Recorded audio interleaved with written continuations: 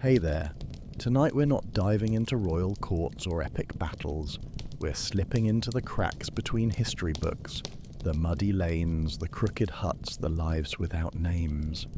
We're talking about medieval peasants, the ones who knew the weight of hunger more than the sound of music, who patched their clothes 100 times and buried their children too young, who woke up with frost on their blankets and went to sleep with dirt under their nails. No armour, no glory, just grit, endurance, and 100 little tricks that meant the difference between life and death. If slow, quiet stories like this help you unwind or drift off to sleep, take a second to like the video. It really helps more than you'd think. Subscribe if you want more stories like this. And if you're already tucked in and listening, let me know in the comments where you're from and what time it is there. I read every single one. It's strangely comforting knowing we're all here together in the quiet, scattered across the world but hearing the same story. So go ahead, dim the lights, grab a blanket, maybe turn on a fan if you like a bit of soft background hum. Let's begin.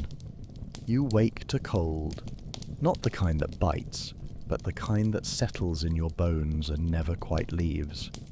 The kind that makes you hesitate before pulling off the rough wool blanket, thin and scratchy from a dozen winters of mending.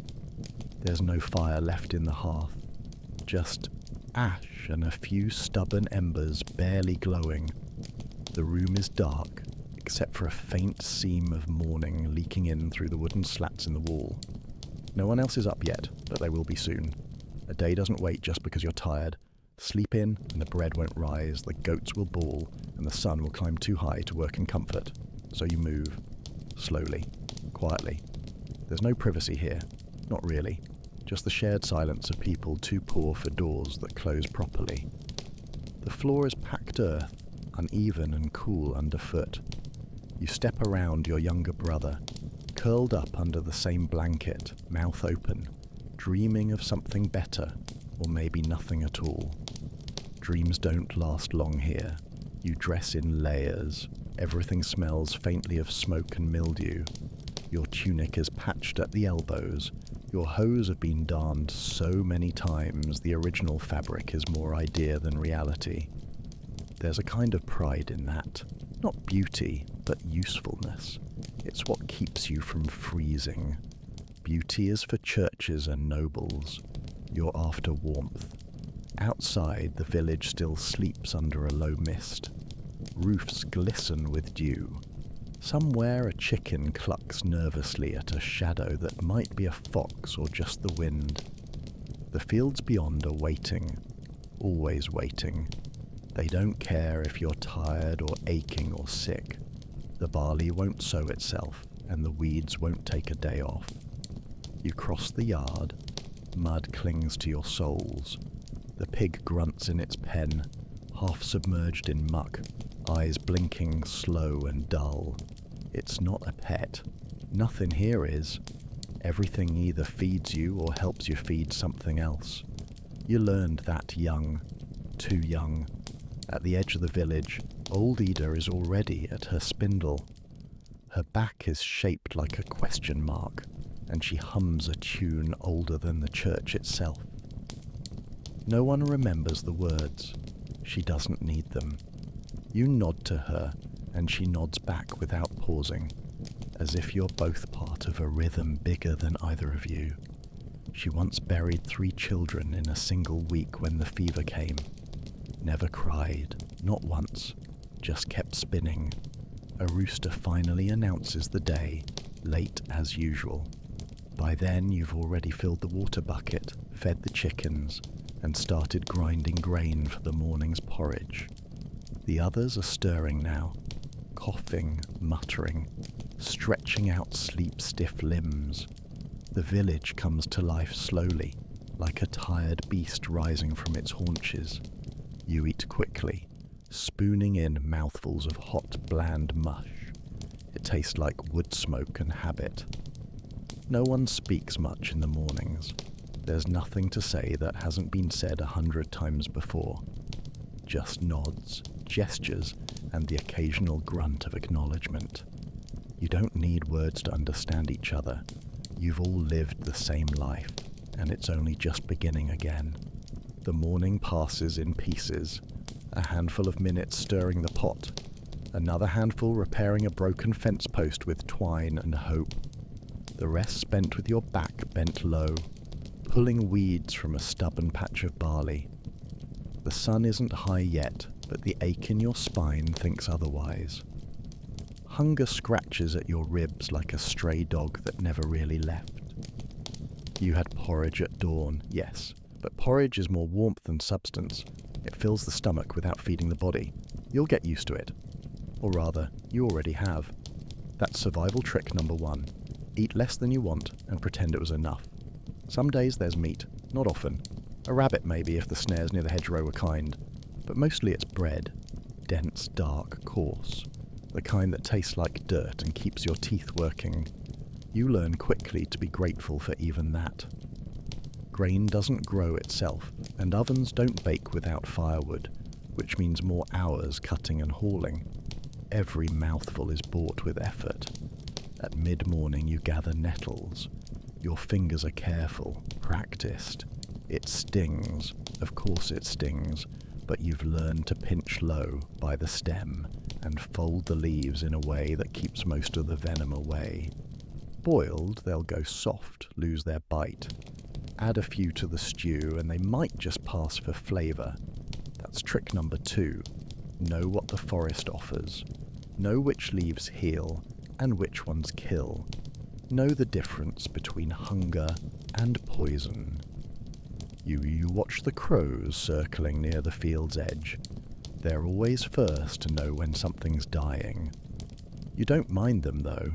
Sometimes they lead you to things. A carcass, a crop of mushrooms, a piece of the world someone else dropped. And sometimes, when you're desperate enough, they become dinner themselves. At home, your mother's kneading dough with the kind of focus most people reserve for prayer. Her hands are cracked and powdered white with flour. She doesn't look up when you enter. She doesn't need to. She knows your steps, the way your weight hits the ground. Everyone here knows everyone that well. Silence isn't cold. It's just familiar. You drop the nettles on the table.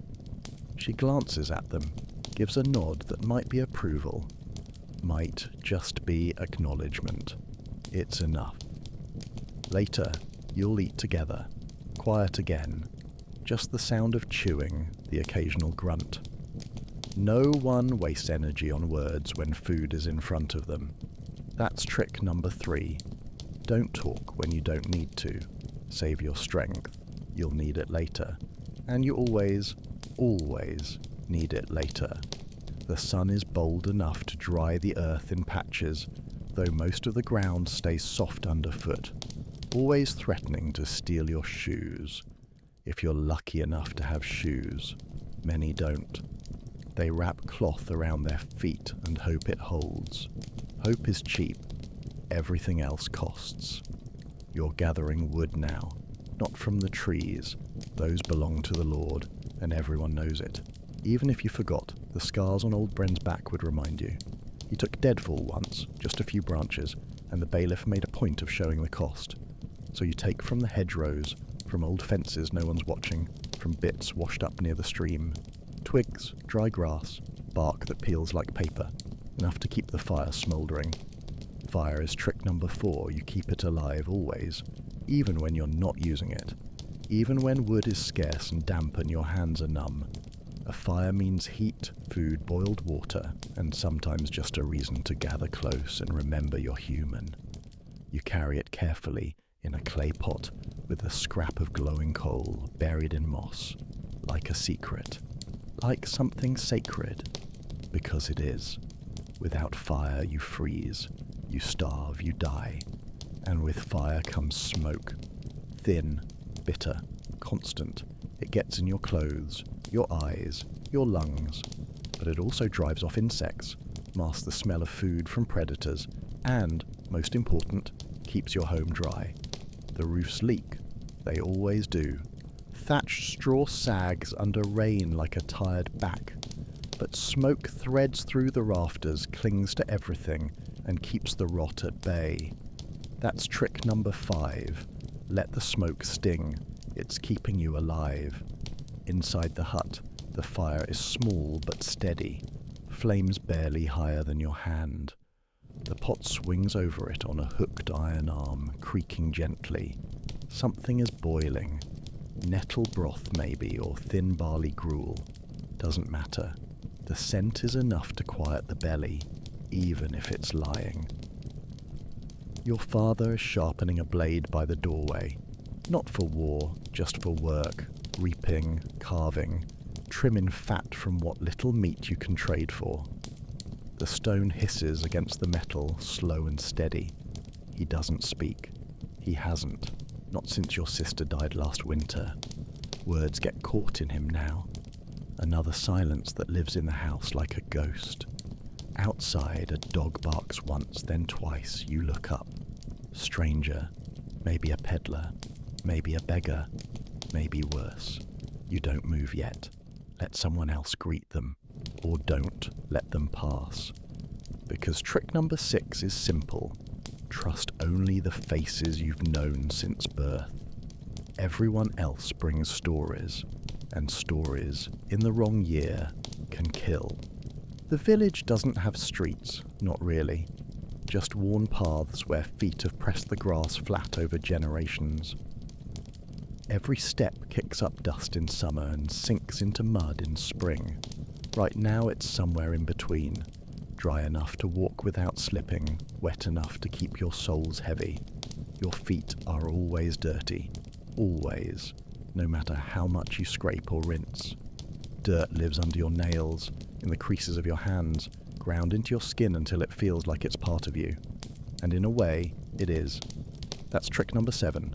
Stop trying to stay clean. Clean is for feast days, births, burials, and the rare chance a priest passes through. The rest of the time, dirt is just what you wear. You pass Marta crouched beside a bucket, scrubbing clothes against a flat stone. The water's grey and full of suds from lye she boiled down herself. Her knuckles are red. She hums while she works, but there's no joy in it, just rhythm. You nod as you pass. She doesn't look up. The wind carries the smell of pigs and damp wool, smoke and something sour. You've grown used to it, but newcomers flinch. That's how you tell who's not from here. Their nose wrinkles, their shoulders stiffen. But the scent, awful as it might seem, is part of what makes this place real. It's the smell of effort, of old sweat and fresh bread, of animals that feed you and the filth they leave behind. It's what life costs. Trick number 8. Breathe it in. You're not better than it. It's not beneath you. It is you. Down by the edge of the fields, a few children chase a hoop with a stick, shouting in rough voices that carry like crows. They're barefoot, grinning, covered in mud to their knees. For now their stomachs are full and their hands are free. But they'll grow fast, too fast. The work will come for them soon. Childhood isn't protected here. It's borrowed time. You remember that. Someone calls your name. It's Tom, the elder, though no one ever said so out loud. He waves you over, points at a sagging fence where the sheep keep slipping through. You nod. He doesn't explain. He doesn't need to. That's trick number 9. Know what needs fixing before you're told. The sooner you move, the less trouble follows. You work the post loose, wedge a rock beneath it, and tie it back with a length of old rope. It's not perfect, but it will do. That's the measure of things here. Will it do? Not is it ideal. Not will it last forever. Just will it do today. And if it doesn't, you'll fix it again tomorrow. The sun is dipping lower now, slipping behind the trees at the edge of the world. That line of dark green marks the unknown. Beyond that, wolves, ghosts, taxes. You've never crossed it. You probably never will. You dust your hands on your tunic, smearing in more grime than you remove. Dirt doesn't wash off, but it keeps you grounded, keeps you real, keeps you here. It starts with a smell. You know it before the clouds gather. Wet leaves, turned earth, something metallic in the air like iron or old blood. Then comes the stillness. The birds go quiet. The wind dies. Even the animals seem to huddle closer to the ground, as if they know what's coming. And then, the first drop, fat and cold, landing on the back of your hand like a warning. Rain in the village is never just rain. It's not gentle or welcome, not a thing of poetry or soft reflections. It's a shift in power, a reminder that you're small, that you live at the mercy of skies and seasons, and that no matter how careful you are, no matter how many tricks you've learned, rain decides things. You run toward home, or what passes for it. The hut leans slightly to one side, as if trying to keep its balance. Smoke curls out of the thatch, chased by the wind that comes just before the downpour. You duck inside just as the sky opens up. The roof leaks. It always has. You've patched it with bundles of straw, with old rags and dried moss, with prayers even. But the water finds a way. It taps on your forehead while you sleep. It collects in shallow bowls you leave out on the floor. And sometimes, when it's bad, you wake up damp and miserable, the whole hut smelling of wet wool and rot. That's trick number 10. Live around the rain. Move your bedding, your food, your firewood. Learn the angles, the drips, the sagging beams. You don't stop the rain. You outmaneuver it, like any enemy too large to fight directly. Your younger brother sits near the hearth, feet stretched toward the heat, rubbing his hands together even though he's still shivering. His shirt clings to his shoulders, wet and useless. You toss him your spare, such as it is, worn thin, more whole than fabric. But it's dry, that's enough. Your mother is muttering to herself, stuffing dried reeds into the cracks near the door. She doesn't glance up. She's done this 100 times, maybe more. Rain reminds her of the winter your father broke his leg and couldn't work.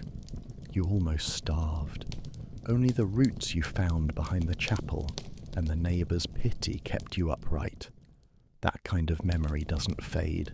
It settles in the bones like damp. Outside, the village turns to soup. The paths vanish beneath puddles. Chickens scatter, flapping and screeching. Someone shouts, something about a cart stuck in the mire. Someone else is laughing, but it's the sharp kind, not joy, just disbelief. If you don't laugh, you cry. The rain drums on the roof like fingers on a table. Fast, relentless. You think about the field. The barley wasn't ready. A few more weeks and it might have been safe. Now, it'll rot if it floods. Mold will creep in like a silent thief, and the yield, already small, will vanish before it ever reaches the oven. That's trick 11. Don't count anything before it's in your hands. Not crops, not promises, not even warmth. Hope is something you carry quietly like an ember. Cup it close, shield it from the wind, but never assume it'll last. You sit down, back against the cold wall, knees drawn up, arms crossed. You watch the water run in crooked lines across the dirt floor, carving small channels like rivers in miniature. The fire hisses as stray drops fall into the flames, but it holds, just barely. Dinner tonight will be root vegetables and yesterday's bread. The stew will stretch thinner than you like, but it'll fill the pot and make the house smell like something solid. That's worth something. It always is. The rain keeps falling, and you stay where you are. Because what else is there to do? Trick number 12, wait. Not with patience exactly, but with persistence. The kind of waiting that knows tomorrow might be worse, but at least it will come. And that's enough, for now. Night falls heavy in the village.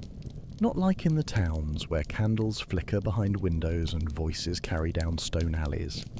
Here, night is thick, quiet but never silent. You hear the owls, the occasional rustle of something moving through the thatch, the wind, always the wind, slipping through gaps in the walls and brushing cold fingers across your skin. The fire has burned low. You've banked it carefully, coals nestled in ash, covered just enough to smoulder till morning. Firewood is too precious to waste on full flames when everyone's asleep. Besides, light draws things. Insects, spirits, sometimes worse. Darkness may be cruel, but it keeps secrets well. You lie on the floor, which is more dirt than bed, wrapped in wool that smells of sheep and smoke. Your limbs are heavy. Your body begs for stillness. But sleep? Sleep isn't simple. Not here. Not ever. That's trick number 13. Sleep with one ear open. Not out of fear, though there's plenty to fear, but out of habit. The roof might give way in a storm. The livestock might escape their pen. A neighbour might knock, frantic, whispering about sickness or fire or something strange in the woods. When you live this close to the edge, nothing stays still, not even dreams. Your back hurts. It always does. From bending, lifting, carrying, always carrying. You try to shift, but the ground pushes back. There's a stone beneath your shoulder blade. You could move it. You don't. You're too tired.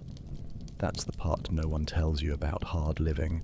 The exhaustion isn't dramatic. It's dull. Deep.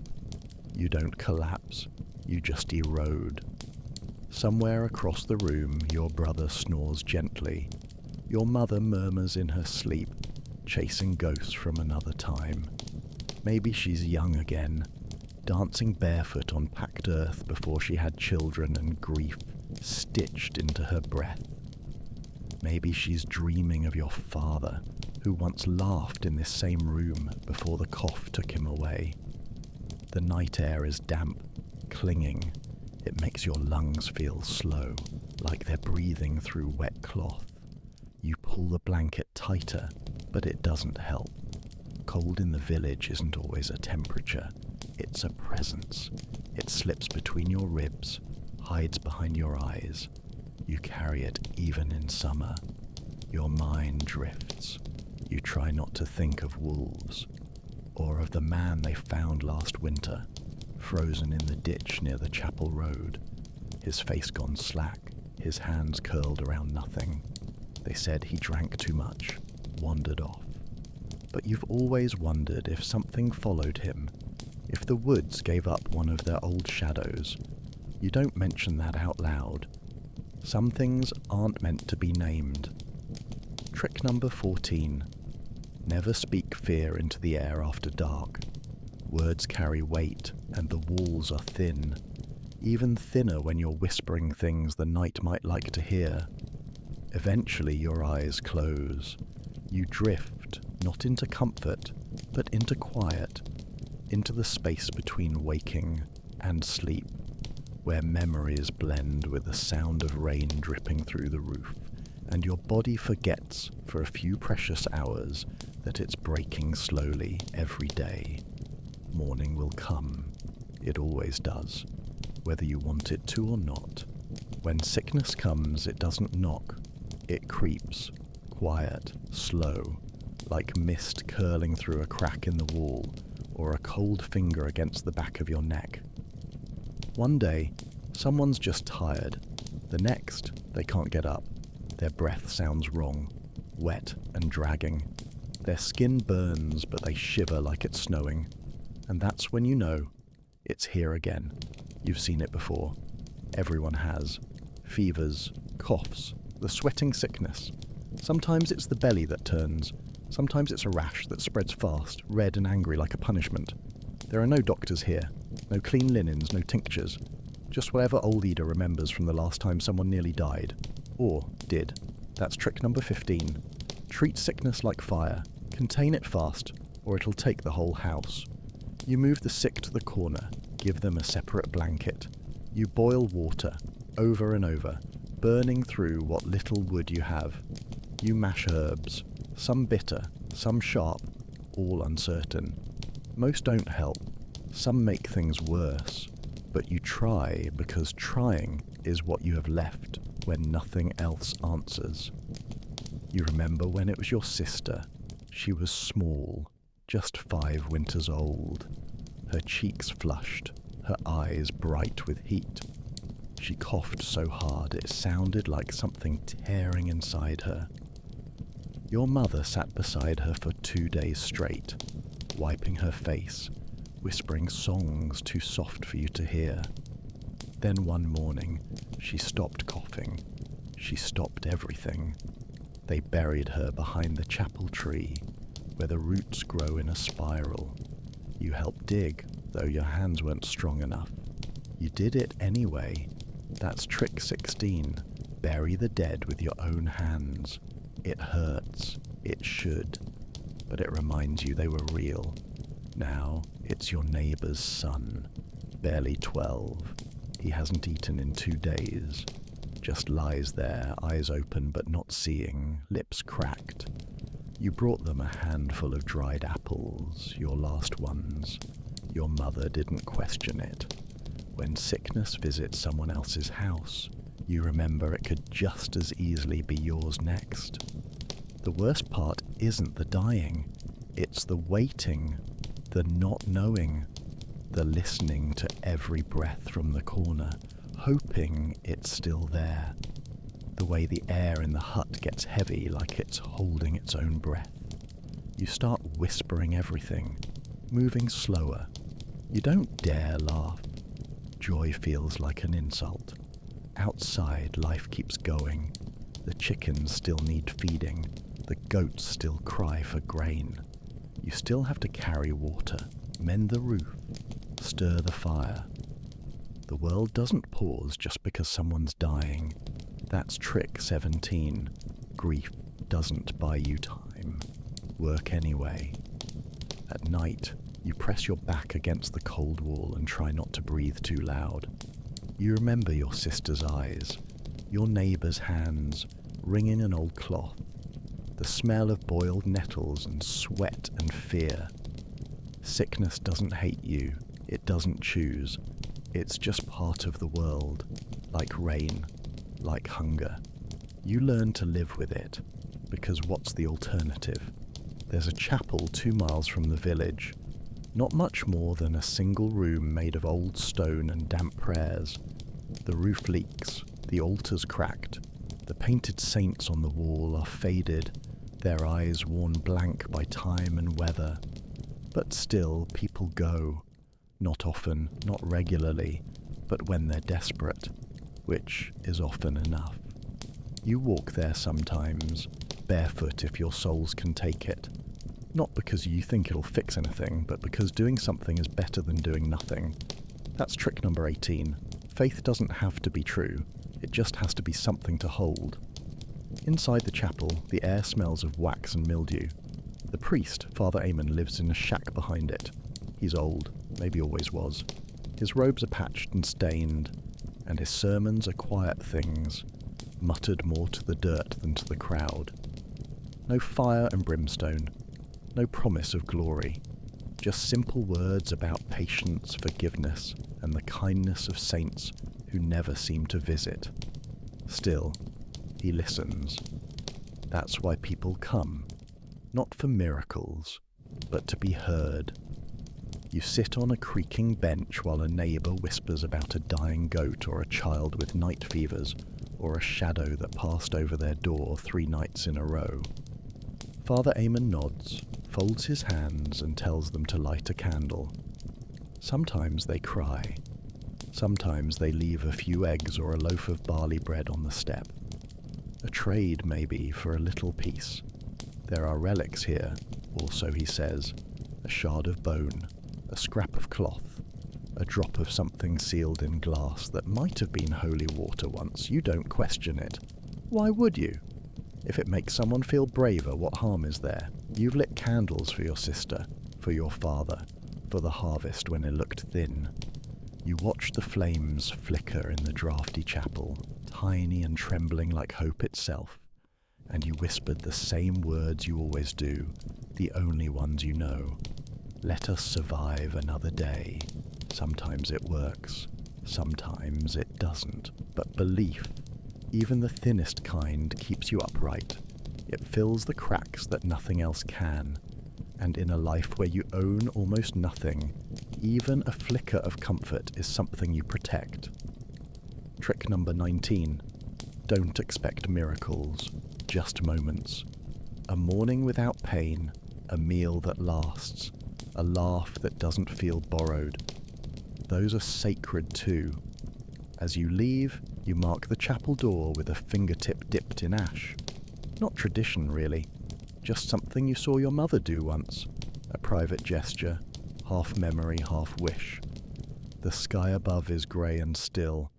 The fields stretch out like tired arms. And you begin the walk home, heart a little lighter. Not because anything's changed, but because for a little while you believed it might. The first frost doesn't warn you. It just arrives one morning, clinging to the edge of the thatch and the brittle tops of weeds. Your breath fogs in the air before you've even left your blanket. The fire, banked deep the night before, barely survived. You poke it awake with numb fingers, feeding it slivers of bark like an offering. It flares weakly. You warm your hands and try not to think about how long this cold will last. Winter isn't a season here, it's a reckoning. It asks one question: did you prepare? That's trick number 20. Start worrying about winter and spring. Every scrap of wood, every dried root, every salted piece of meat, collected months in advance, guarded like treasure. Because once the snow comes, the world locks up. Paths vanish, the fields sleep. The forest goes quiet in a way that feels wrong. You count everything now, not in coins, but in bundles of kindling, jars of broth, strips of hide hung above the hearth. You stretch every meal until it barely qualifies as food.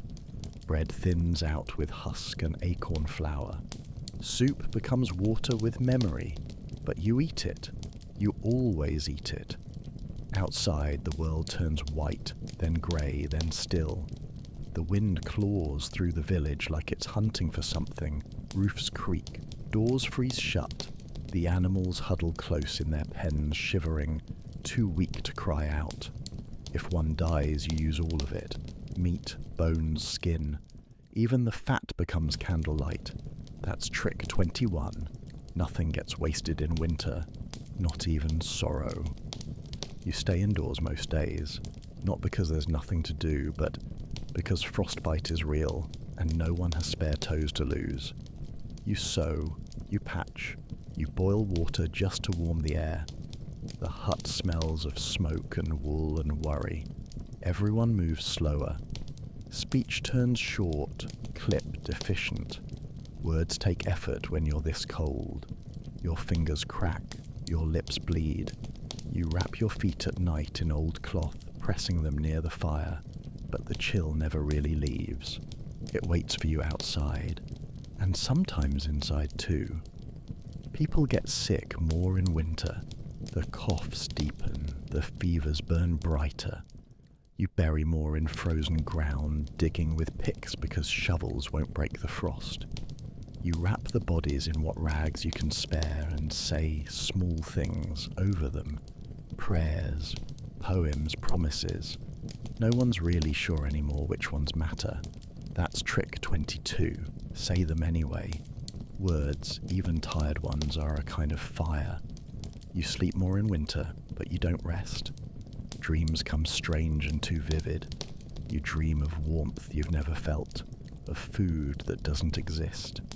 You wake angry at your own mind, like it's mocking you, but you never stop dreaming, because even now, especially now, you need something to aim for. A thaw, a crocus breaking through the crust, a single blessed day without wind. Spring will come. It always does, but not yet. You lose your first tooth too early, not as a child, not gently. It's a molar, cracked while chewing a hunk of stale bread last autumn. There's blood, a dull panic, and then nothing but the steady, pulsing ache that never really goes away. You try to ignore it. You get used to swallowing on one side. That's survival trick 23. Adapt, even when it hurts, especially when it hurts. There are no dentists here, no clean tools, no painkillers beyond strong drink or the root of a bitter plant that numbs your tongue and turns your stomach. If a tooth turns black, you wait. When the pain becomes unbearable, someone will pull it, with pliers or with fingers if they're strong enough. No ceremony, no clean cloth. Just a sharp yank, a scream, and days of fever that may or may not end. You learn to chew carefully, slowly. You soak hard bread in broth, break it apart with your fingers. You don't bite into apples. You don't laugh with your mouth open, because the gaps are there now. Little absences where your childhood used to live. That's trick 24. Don't waste pain on shame. You need your strength for other things. Old Jera has only 3 teeth left. She gums her food with effort and doesn't complain. She's made it this far, which makes her something like a legend. She tells stories with a voice that whistles through the gaps and everyone listens, because she's still here. In a place where most don't make it to 40, that matters. You see people rub their jaws sometimes, eyes narrowed, blinking through the pain, but they never say anything. Saying it out loud gives it power, and there's nothing to do anyway, so they grimace, press a warm cloth to their cheeks, try to sleep. Your cousin died from an abscess. His face swelled like fruit left too long in the sun. They didn't know what it was, not exactly, just that he couldn't eat, then he couldn't speak, then he couldn't wake. It wasn't dramatic, just another quiet ending in a world full of them. That's trick 25. Understand your body as a map of small failures. Each scar, each lost tooth, each limp or cough, a marker of what's been survived, and of what's still waiting. There's no fixing things here, only continuing. You run your tongue across your teeth at night, counting the ones that still hold. You whisper a promise to keep them a little longer. You avoid sweet things, not that you have many. Honey is for offerings and trade. Apples are a feast. Most days there's nothing to rot your teeth but time, and time is cruel enough. You don't smile much, not out of sadness but practicality. A smile means energy you don't always have. It also shows your weakness, your missing pieces. Better to nod, to look away, to keep what's yours. Because in this life, teeth are not just teeth. They're a sign of how much you've been allowed to keep. You don't own your land, you never did. It was never yours to begin with. Not the fields you till, not the trees that drop firewood, not the grass your goats chew down to the root. You live on it, you bleed into it, you bury your people in it. But it belongs to someone else. He's called the Lord. Not your Lord, not really. Just the Lord.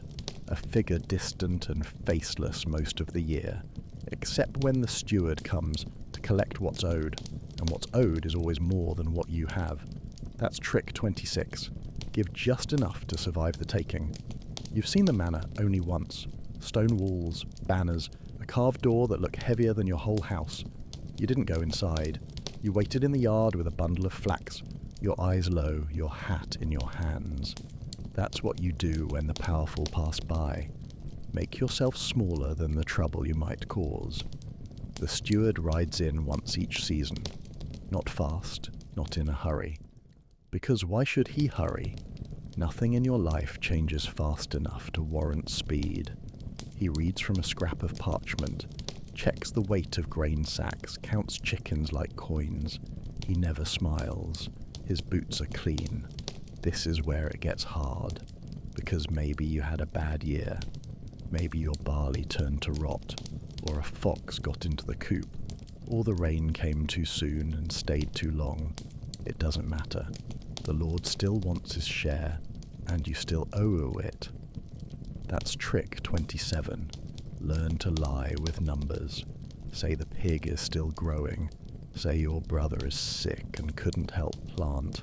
Say whatever you need to keep just enough back that you don't starve come midwinter, but not too much. Lie too well, and they'll think you're hiding wealth. Then the bailiff comes and he doesn't ask twice. No one fights this, not out loud, not where anyone important might hear. You grumble over the fire, mutter while splitting logs.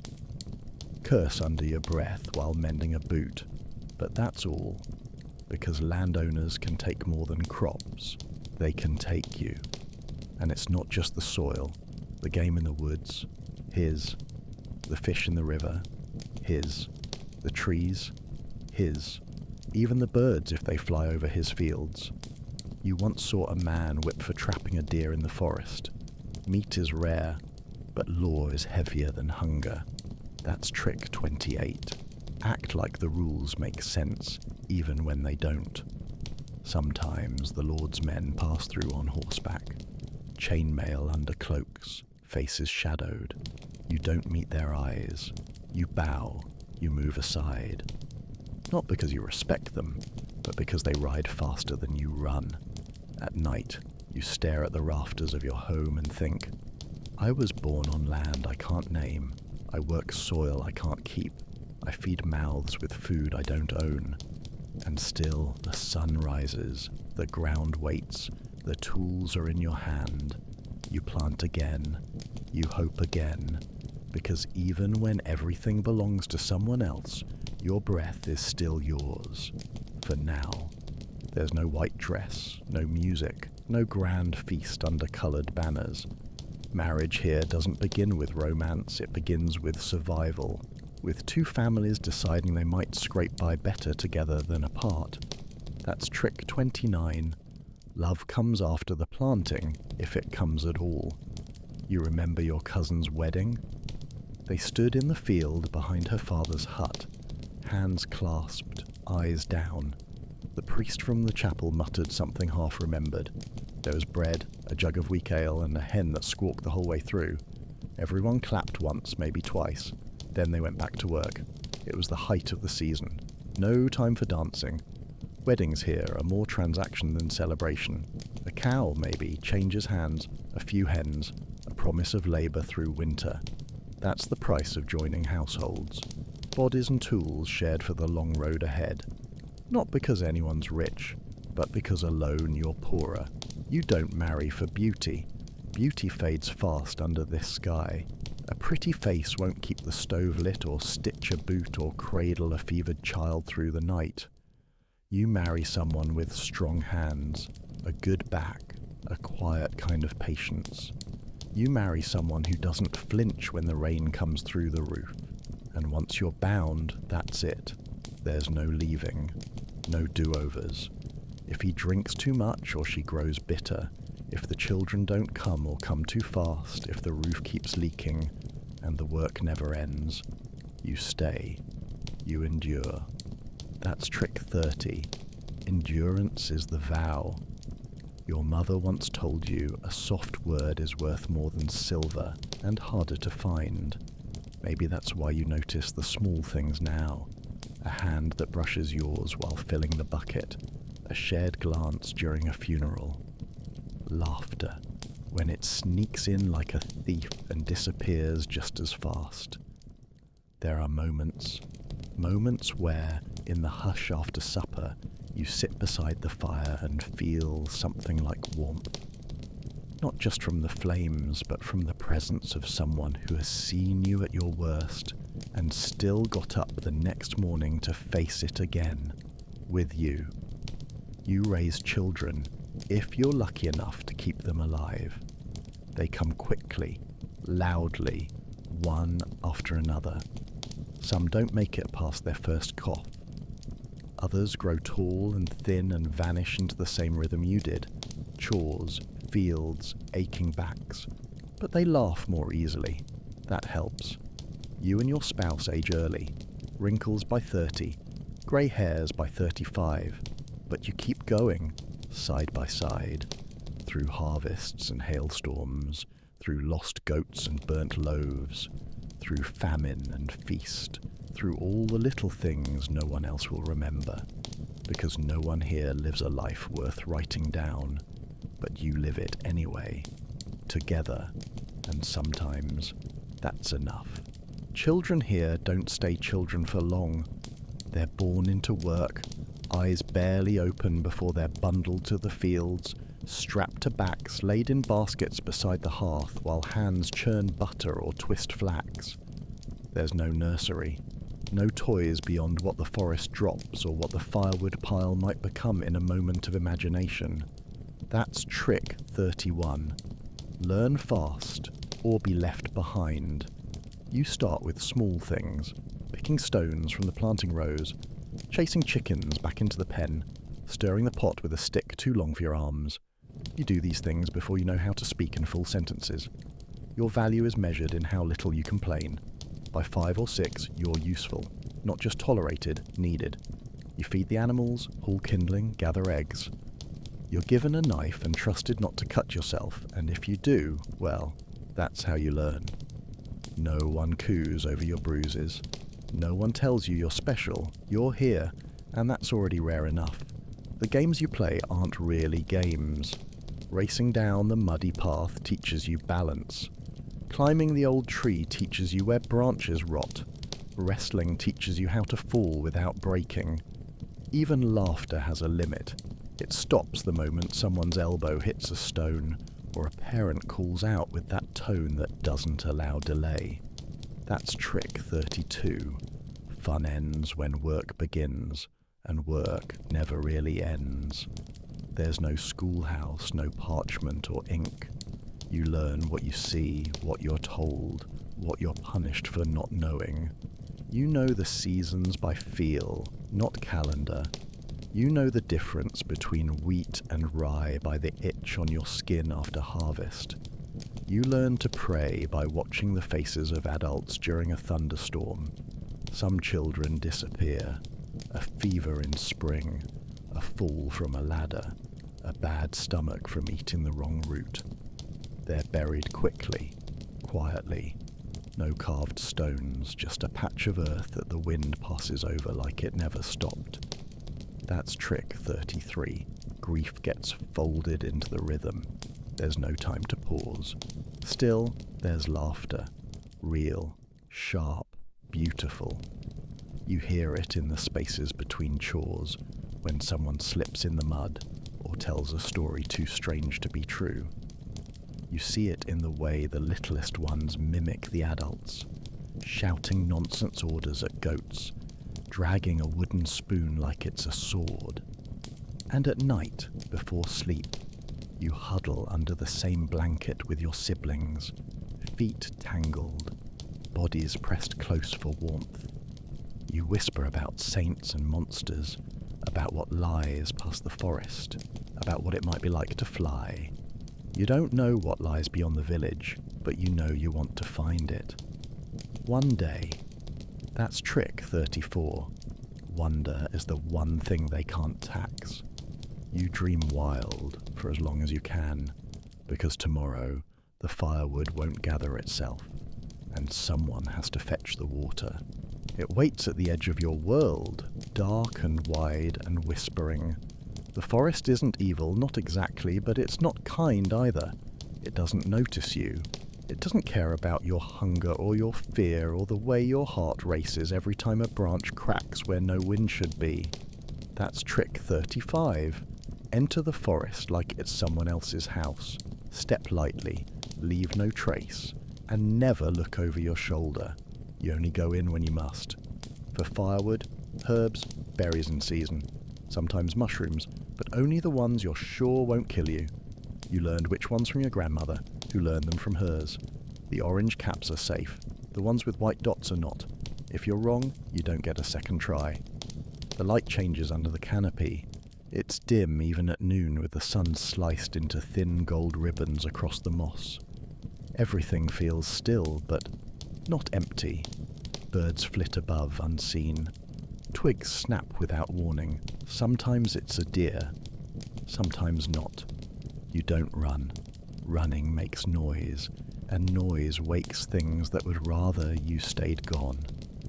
You've heard stories since you were small, of spirits that mimic your voice to draw you off the path, of travellers who stepped too far and were never seen again, of trees that move, not when you watch them, but when you blink.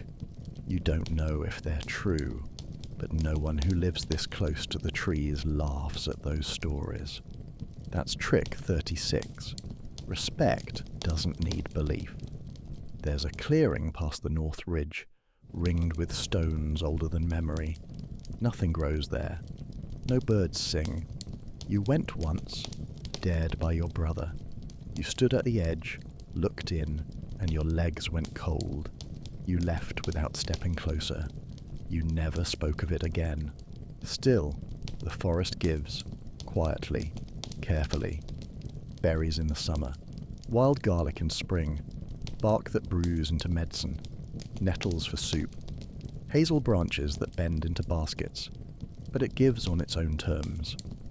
Take too much, take the wrong thing, and you find out what it means to be uninvited. That's trick 37. Give thanks, even when no one's watching. You leave a crust of bread, a whisper, a breath against the bark of an old tree. You don't know if it matters, but the one time you forgot, your goat vanished that same week. Coincidence maybe, but you don't forget again. Some nights you hear the howls, not close but not far either. Wolves probably, or something like them. You lie in bed, blanket pulled tight, eyes wide in the dark. You think about the trees swaying, the brush parting, the shapes that only exist when no one is looking. The forest is older than your village, older than the roads, older than anything you pray to. It will still be here long after your name has faded from memory. It waits, it watches, and sometimes it hungers too. You don't flinch when someone dies, not anymore. It's not that you don't care, it's that death walks these paths as often as the living do. It eats at the same table, sits in the corners of rooms, sleeps beside the fire when the wind howls too loud to rest. That's trick 38. Learn to live next to death, not in fear of it, but in recognition.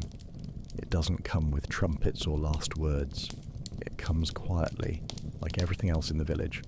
A cough that doesn't go away, a wound that refuses to close, a child who falls asleep and never stirs. One morning, someone's gone, and before the sun sets, the ground is opened. You dig graves with the same shovel you used to turn the garden. There are no coffins, just cloth if you have it, or straw if you don't. Sometimes just a blanket you promise to take back once the dirt settles.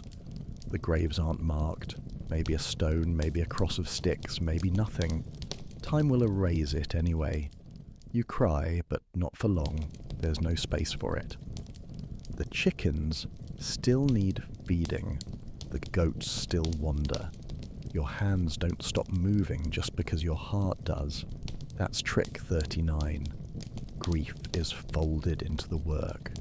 You weep while shelling peas, while scrubbing blood from a tunic, while walking back from the chapel with ash on your sleeves. Some people die young, some live longer than they should.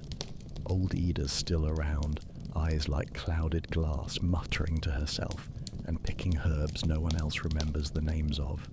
She's buried 3 husbands and 6 children, and still gets up before dawn. That's survival, you think, or maybe just momentum. When someone dies, the whole village shifts.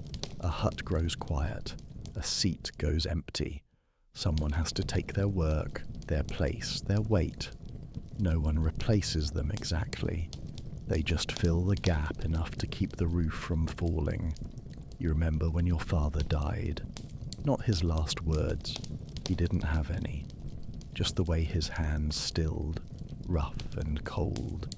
The way your mother sat beside him, her face unreadable, like she'd been waiting and now finally understood something too big for words. That's trick 40. Death isn't an end here. It's a turning of soil, a change in the weight of things. You don't fear it, not like outsiders do. You know what it smells like, what it does to a room. You've seen it in the eyes of animals, in the cracked lips of a friend who didn't make it through the winter. You've buried enough to stop counting, and you know, deep down, that you'll be buried here too. Maybe under the old elm where the ground stays soft. Maybe behind the chapel where the grass grows tallest. Maybe nowhere at all. But you won't be the last. The world will keep going. The wind will keep blowing through the broken shutters. The fire will be stoked, the barley will be sown, and someone else will learn your tricks. You might think there's no room for laughter here. Not in the cold, not with hunger pressing at your ribs or death sitting in the corner. But that's where you'd be wrong. Laughter isn't a luxury. It's a tool. It's armor. It's what keeps your breath moving when everything else tells you to stop. That's trick 41. Laugh often and mean it, even if it hurts. It doesn't come easy. You don't laugh at jokes with punchlines. You laugh when the cow walks into the hut uninvited. You laugh when someone trips in the mud and gets up cursing the sky like it listens. You laugh when the pot boils over for the third time and everyone's too tired to clean it. Because if you don't laugh, you might cry, and crying costs water. The best laughs come unexpected. Quiet moments between chores, a smirk shared over a broken fence post, a story retold with enough exaggeration to make it funny again. Your uncle likes to tell the one about chasing a chicken for half an hour, only to have it perch on his shoulder like a saint's blessing. He's told it 50 times. Everyone still chuckles, because the way he tells it changes just enough to feel new.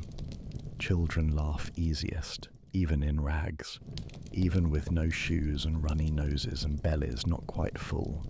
They laugh with their whole bodies, rolling, shrieking, clutching their sides, and when they do, something shifts in the air like the weight lifts for a breath.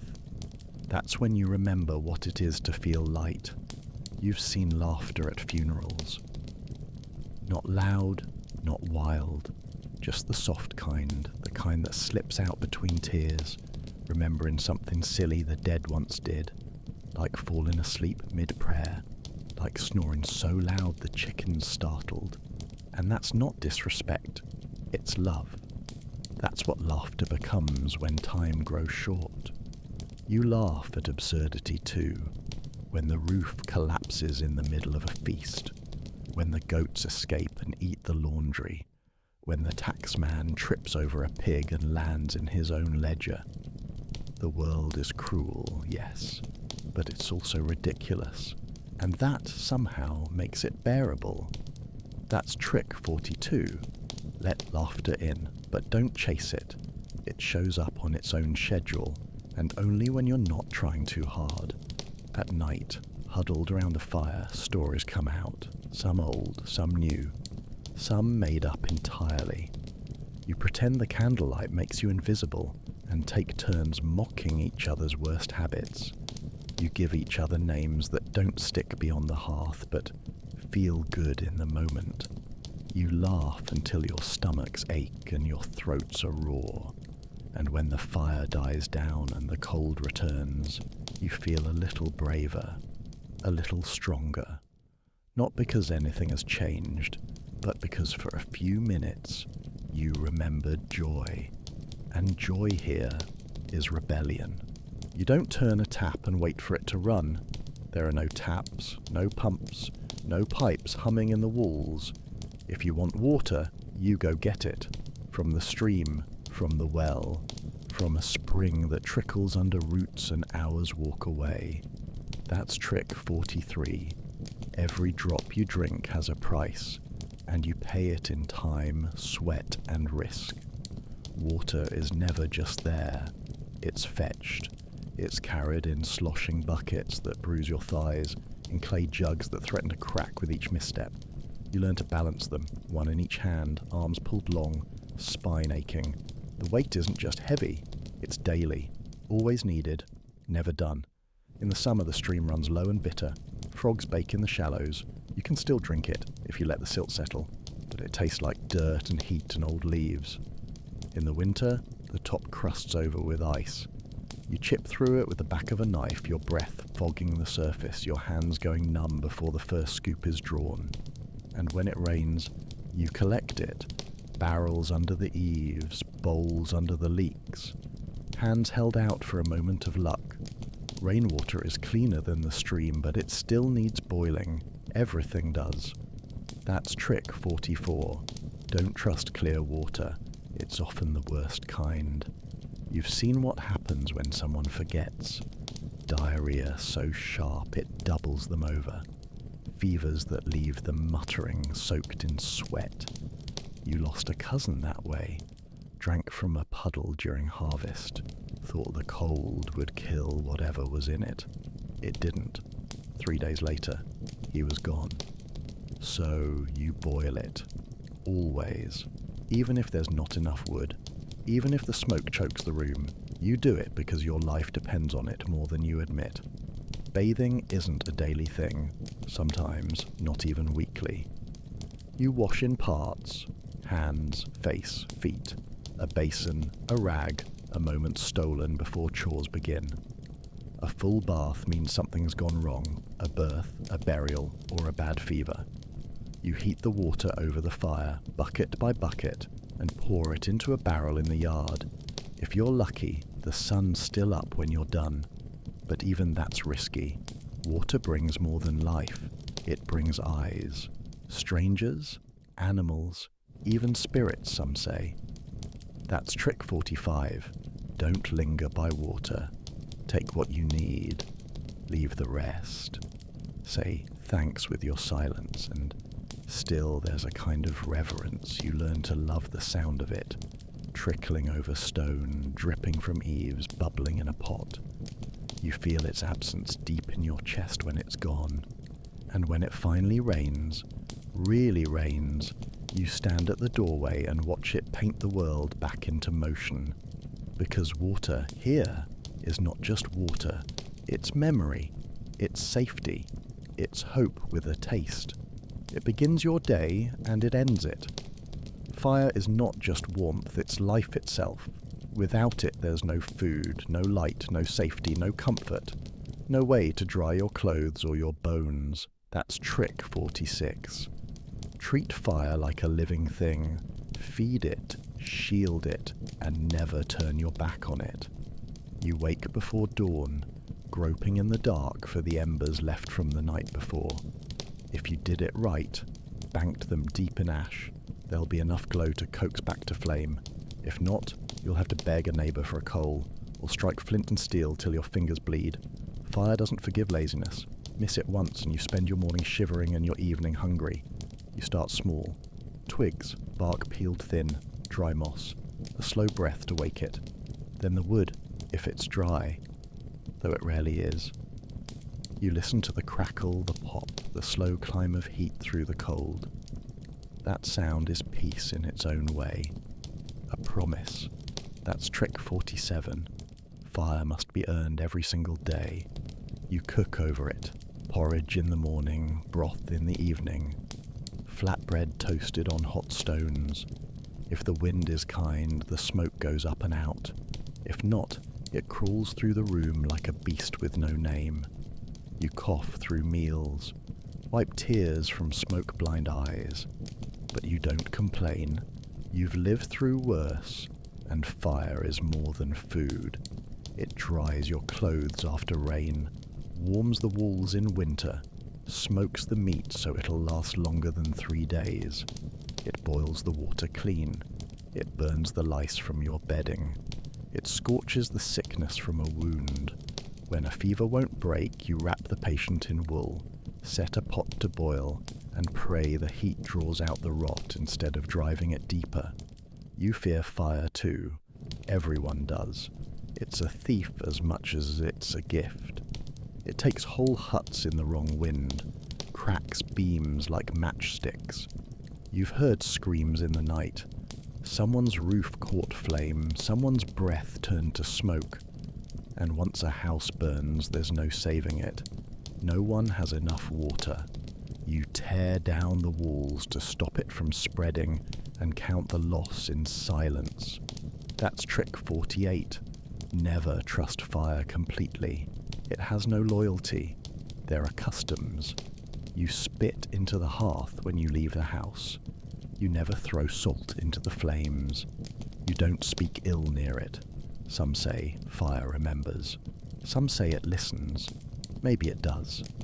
At night, the fire becomes something else. A soft glow, a comfort. You gather around it like moths. The hut is quiet except for the crackling. Shadows stretch against the walls like old ghosts.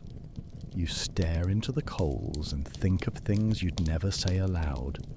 You warm your hands and, just for a little while, feel safe.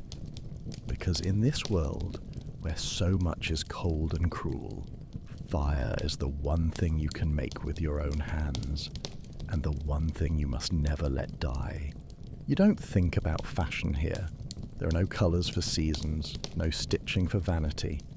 You wear what keeps you warm, what doesn't tear too easily, what can be patched until the thread itself gives out. That's trick 49. Every piece of clothing is a story, of making, of mending, of surviving. Your tunic is homespun, dyed in onion skin or walnut hulls, the colour of earth or ash. It was your older brother's, then yours. Soon it'll belong to your cousin or your child or whoever grows into it next.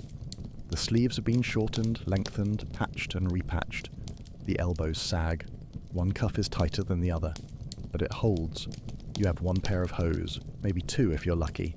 One wool cloak, a pair of boots cracked at the heel, that leak when it rains. You stuff them with straw. You dry them by the fire. You whisper curses when they take too long. That's trick 50. Shoes aren't footwear, they're freedom. Without them, your world shrinks to the radius of pain. You know your neighbours by what they wear. The way Marta's apron hangs like a second skin. The way old Bren's hat leans to the left, always. When someone dies, you don't buy mourning cloth. You just wear what they wore. That's how grief stays close on your back, in your seams. In winter, you layer. Scratchy wool over rough linen, belts tied tight to trap what little heat your body makes.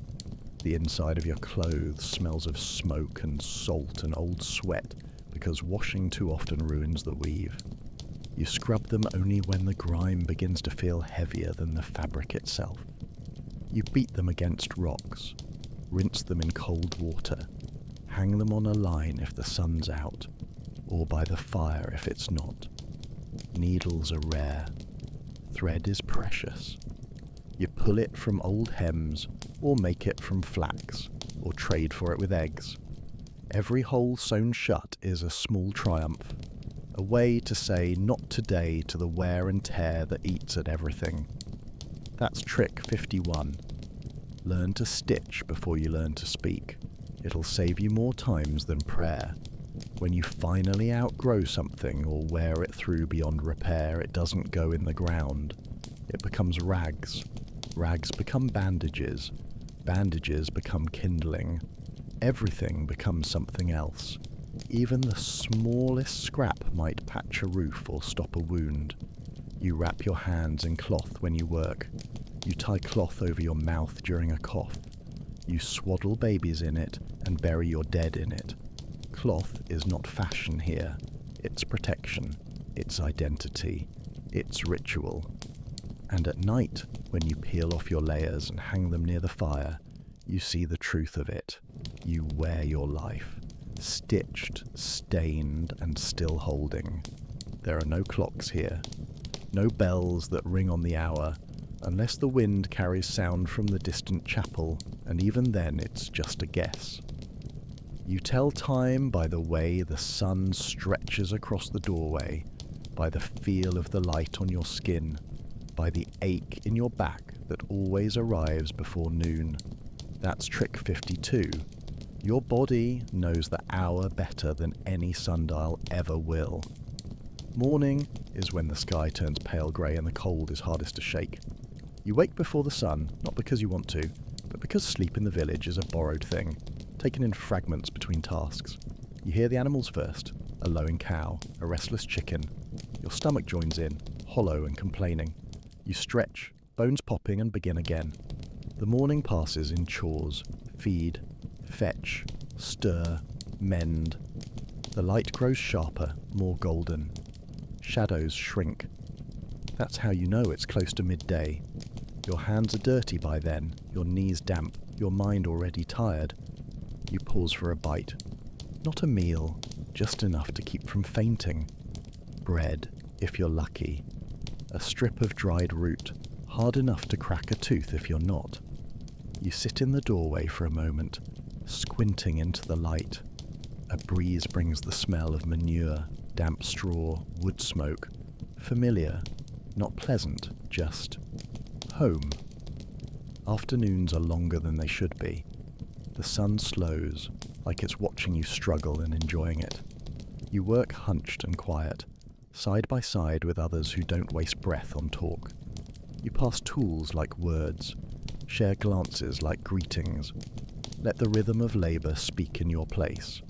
That's trick 53. The sun moves, but you move faster, or it wins. You don't watch sunsets here. You feel them. The air cools. The insects change their tune.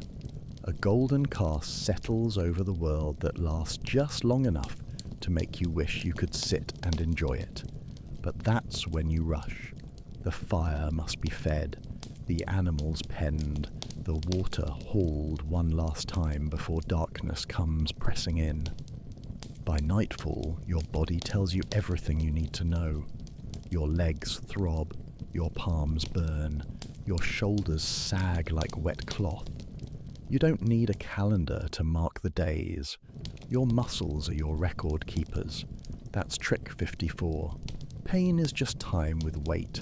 There are no weekends, no holidays, unless the church says so. And even feast days are half work, half waiting. You count time by the seasons, by when the barley ripens, by the first frost, by the first cry of lambs in the spring. Everything else is blur. Sometimes you stop and think, what day is it? Then you shake your head. It doesn't matter. You're alive. The fire's lit. The bread rose. That's time enough.